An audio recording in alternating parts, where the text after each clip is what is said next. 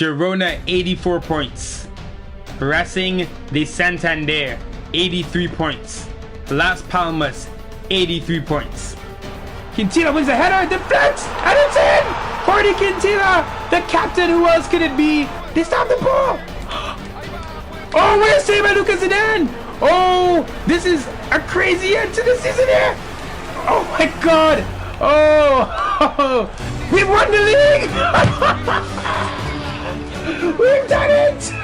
We've done it! Racing Santander, you're Segunda champions! Oh wow, what an end to the season! Absolutely insane! And Racing Santander have taken home the title on the last day of the season. What's up, people? I am still on a high after that insane ending to the Segunda season. We win the league on head-to-head against Las Palmas. I just want to make sure it was head-to-head. Okay, so we beat them 2-0 on match day 29. And then months before, we lost to them 3-1. Oh my god, we won on away goals. We actually won it on away goals because it's 3-3, but we scored one away and they did not score away. Wow. Points from head-to-head results between relevant teams. So obviously both of us got 3 points because they beat me once, I beat them once. Goal difference from head-to-head results between relevant teams. So between the two teams, oh wow, wait. The goal difference is 3-3. They don't seem to count away goals here. So it's, and head-to-head, oh my god, we won on goals scored. We won on the 6th possible league standing decider. That is absolutely insane. What a season. So let's wrap things up fully. Racing Santander finished first with 86 points, 25 wins, 11 draws, 6 losses, 81 goals scored, 42 against, 39 goal difference. Las Palmas right behind them, as we just discussed, tied on points. They made a huge jump at the end of the season, passing Girona. Insane, because Girona now have to go to the playoffs. So we're going to see who wins the playoffs as well. Goals in the league, Yao Pedro first, 27. Him and Stuani were going at it all season long. Yao Pedro gets injured to end the season. Had it not been for that, I definitely think we would have taken it home. His last game, he couldn't score anything. He missed a lot. Boja had an amazing first half of the season. He was tied with Yao Pedro, I believe, on 14 goals for a while. He only scores, I think, 2 in his last maybe 15 games. But 2 important goals nonetheless. Nino, Lozano, Borja Valle, Okazaki, and there's Manu Garcia with 12 goals. About 3 of those or 4 of those for us. And did anyone else on this list? Yes, we did. Captain, hero, Jordi Quintila, who scored the winning goal for us in this the Segunda season to win the league. He scored 7 goals from holding midfield. De Galarreta was the playmaker of the season, 16 assists. Incredible stuff from him. Right behind him is Pedri, so you see how much the passing of Las Palmas is incredible there. 31 assists between those two. Jurado, former Real Madrid product, is 3rd from Cadiz, 14 assists. The big target of ours, Luis Milla, finished 4th with 13 assists. Bojan was 5th for 12. Then Granel, Musto, Mateo, Mario Suarez, and his Manu Garcia with 9. So 12 goals, 9 assists for Manu Garcia. Your player of the season is Yao Pedro, of course. Our top scorer is Yao Pedro. I don't know why he got it over Stuani. De Galarreta, as we just discussed, the assist leader, and Miguel Lopez, the best manager award, leading Racing Santander to the title in dramatic fashion. The team of the season now, Raul Fernandez in goal for Las Palmas, Mauricio Lemos and Juanpe in defense, Girona, Las Palmas and Girona. Acapo on the left and Facundo Cobos. I think I was a bit surprised that he got picked, but he did play pretty well. Cobos on the left, then we dominate the midfield. Jordi Quintila, Lucas Silva, and Manu Garcia all on the team of the season. Manu Garcia, obviously half with Gijon, half with us. And another target of ours, Santi Comensana, is there for Rayo Vallecano. Kind of all-action midfielder. Great year for him. Up top, no surprise, Yao Pedro, Christian Stuani, the best 2 forwards in the league, the 2 top scorers, tied on 27 goals. Incredible season for both of them. There is your Segunda team of the season. So here are the player results. Lucas Zidane, 1 goal. Don't forget his goal was important. I feel like everyone contributed, man. Even Lucas Zidane's header helped us win the title in the end. Lucas Silva, 1 goal, 6 assists. Nice season for the Brazilian. Quintila, 7 goals, 2 assists. Barea, 4 and 8. Manu, 5 and 5, but obviously he had 12 and 9 overall coming mid-season. Bojan, what a year for him. 20 goals, 13 assists, an average 6.6 rating. Incredible stuff. Yeah, Pedro right ahead of him, I guess. 27 goals, 4 assists. So Bojan actually contributed to 33 goals. And yeah, Pedro was actually 31. Fitzjim, the 17-year-old, he turned 17 during the season. The Dutch midfielder, he was okay. He definitely showed talent, but didn't have enough time to really, you could see his inexperience when he played. 19 matches for him. Martwinski played almost double his matches. Was really solid except for his finishing, but 6 assists off the bench is really good.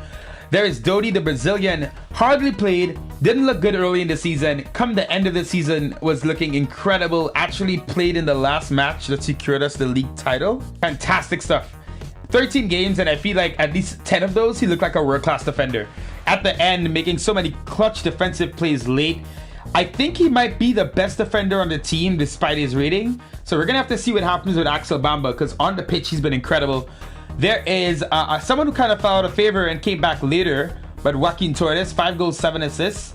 We were definitely more of a possession team. We actually seem to be more long pass than short pass. I have utilized Quintila's and Silva's passing ability, so that does make sense. Most of our attacks came down the right, and we've kind of held the ball. We've won the ball the most in the center, right in front of goal. We've conceded 10 goals in the last 15 minutes, so that kind of sucks. And also right after halftime, we did see that. Right after halftime, we were very vulnerable. Let's look at the individual player stats for the year. Quintila, the best dribbler on the team, but he's pretty safe. I would say that Torres, Bojan, and Barea were both really interesting. Obviously, Mr. Yar Pedro as well. In terms of passing, Quintila again, see how important he was? Quintila with 552 passes, 76% completed. There's Lucas Silva and Carmona right behind him. In terms of passes received, it's actually surprisingly Joaquin Torres, who received almost 500 passes this year. Quintila right behind him. I thought Quintila would be first. Bojan there as well. In terms of scoring, of course, we know Yao Pedro 27 goals, Bojan with 20, Quintila with 7, Joaquin Torres with 5, and Manu Garcia in a short time with 5. Salisu in just a short period of time won the most aerial battles. Rodri Tyrene right behind him, and there's Bamba.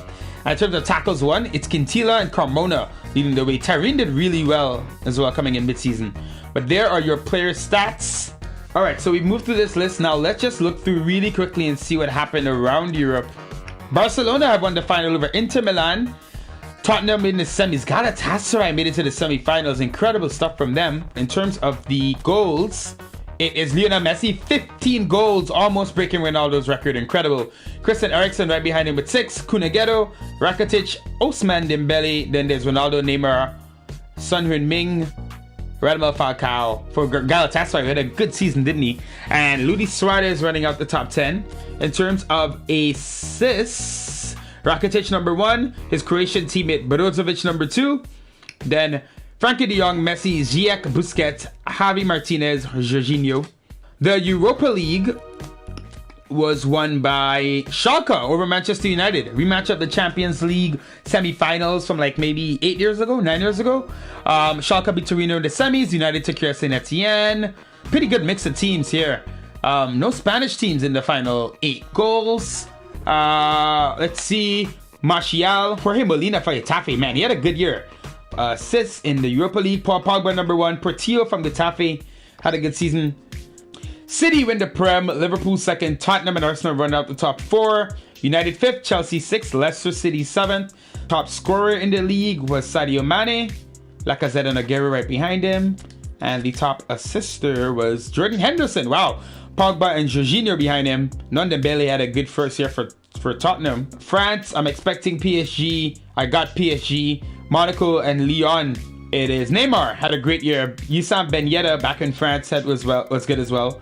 Alika Buwagna. Let's take a note of him. Memphis Depay finishing 3rd. Italy now. Juventus, Napoli, Inter, and Lazio. Your top 4. Atalanta losing. Oof, very close to Lazio there. And Roma. Look at it. 3-way tie for 4th place. Top goal scorer in the league. It's actually Duvan Zapata.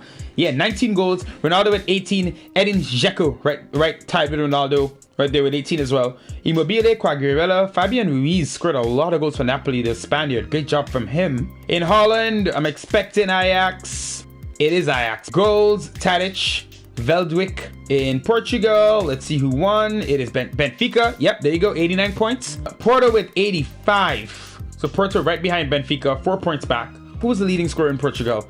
It was, Jefferson Martinez. Look at that, turning back the clock.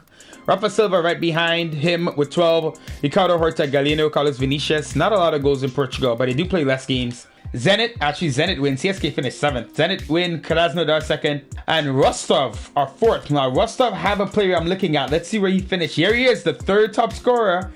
I can't remember his first name. I think it might be Adil, but it's Show Murodov. The center forward, he is fast, he is strong, he is speedy, he can jump. I'm excited for him. We'll see if you pick him up. He's from Uzbekistan. Scotland. It is Celtic. Rangers right behind them. Not a big shock there. Goals. Edward with 16. Naismith from Hearts with 16. Then the Rangers double of Morelos and I think Ryan Kent. In La Liga, I think Real Madrid won the league. No, Barcelona. Barcelona with 99 points.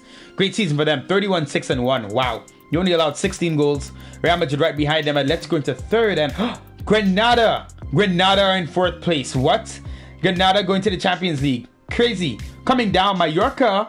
Wow. Getafe are coming down. Okay, that's big news. We'll see what Getafe players may want to join the Santander Revolution. And Espanyol as well. So 2 Europa League teams going down.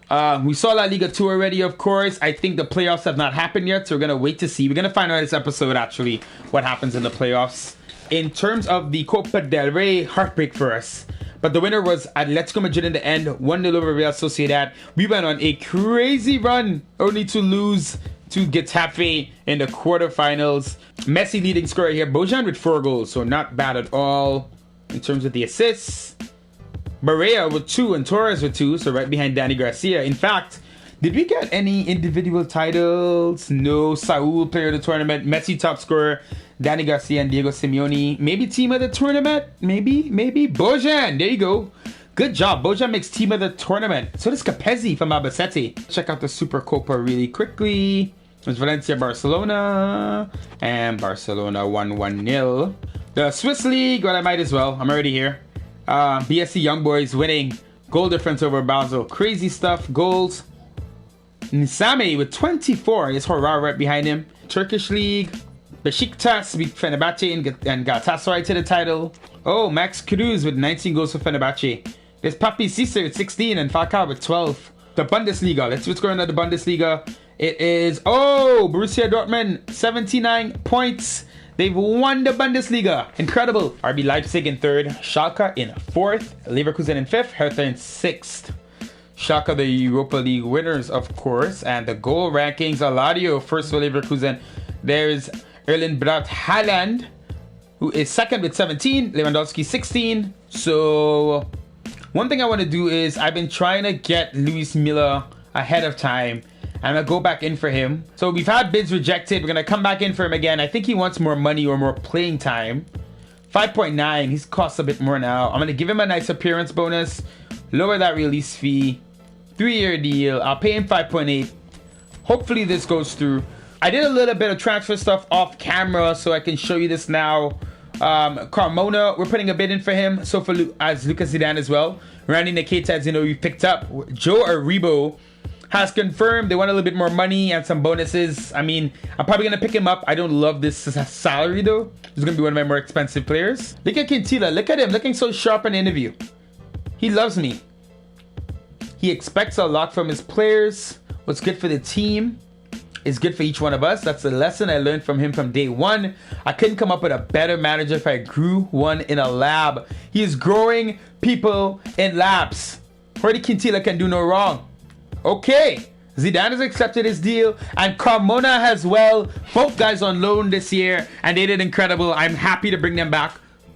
And Luis Milla. Oh, okay, so Luis Milla's asking for a little bit more, but it looks like we can pick him up. Let's see the offers that came in. I think Anita will be sold, to be honest. Yeah, I'm going to sell Anita.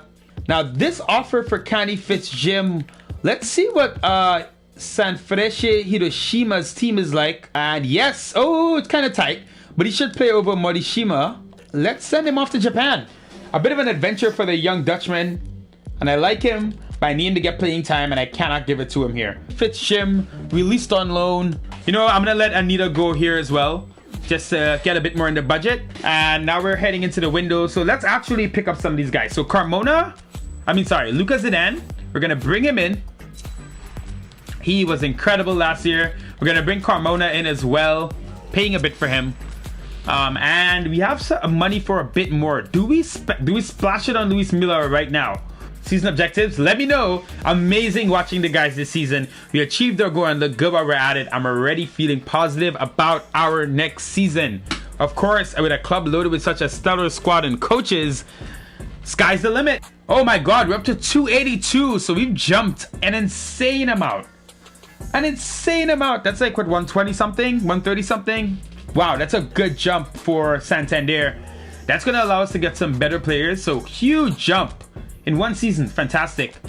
Favorite players now, let's check them out. Of course, Jordi Quintilla. Look at him. Look at that beautiful man. Our captain, 7 goals from holding midfield, important goals near the end. Manu Garcia, of course, he's now come in. He's become one of my favorite players quickly. We have João Pedro. Look at him. The best forward in the league. And Filip Marczynski, this guy just a personal favorite of mine. He can't score goals, but he can create them. I'm glad he's on my team. He's gonna grow a lot with us. Do we pick up Luis Milla now? He's like so expensive. And I mean, Luis Milla just had a great season in Segunda. 7 goals, 13 assists. He needs to come up to La Liga with me. I think he can take Lucas Silva's spot.